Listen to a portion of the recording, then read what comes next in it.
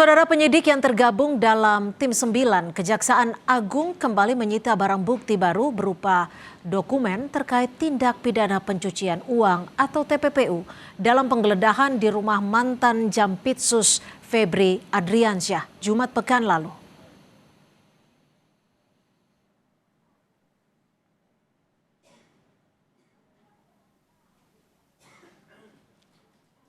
Selain penggeledahan, penyidik juga memeriksa 2 dari 7 saksi yang dipanggil dalam perkara yang sama.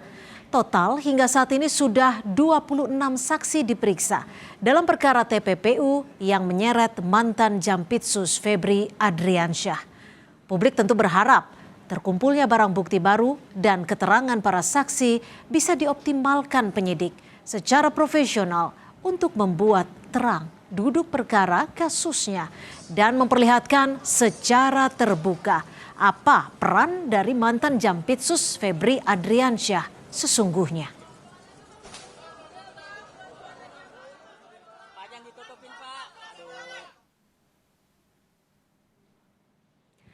Independensi dan profesionalitas penyidik memang jadi sorotan sejak kasus ini diserahkan penanganannya dari polisi ke kejaksaan, institusi tempat tersangka Febri Adriansyah berdinas.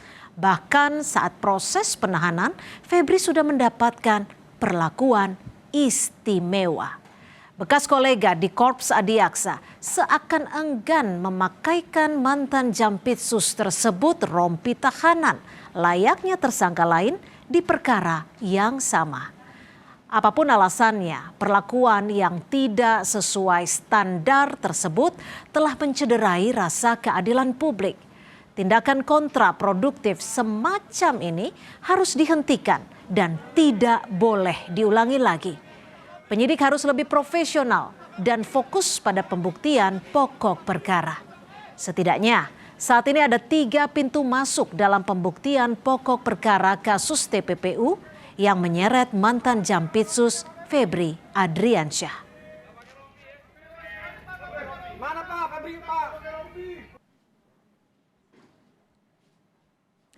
Yang pertama adalah follow the money. Penyidik harus terus mencari dan membuktikan keterkaitan mantan Jampitsus Febri Adriansyah dengan temuan barang bukti berupa 74 kg emas dan uang tunai dengan total 476 miliar saat penggeledahan kemarin. Apalagi Febri sudah mengakui bila lokasi tempat ditemukan barang bukti itu adalah rumahnya.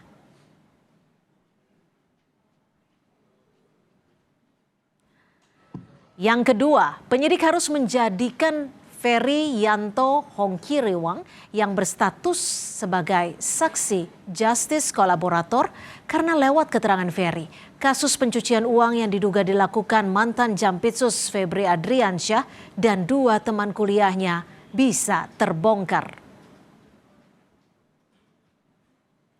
Dan yang ketiga, walau penyidikan kasus sudah diserahkan ke kejaksaan, polisi tetap masih punya ruang untuk membantu, yakni dengan mengungkap kematian misterius Sutrimo, kepala rumah tangga mantan Jampitsus Febri Adriansyah.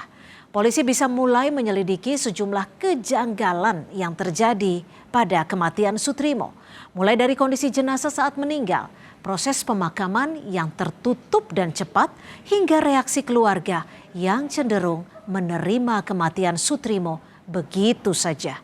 Publik menduga Sutrimo meninggal secara tidak wajar karena sebagai kepala rumah tangga, Sutrimo punya akses luar biasa atas segala kegiatan yang dilakukan Febri Adriansyah.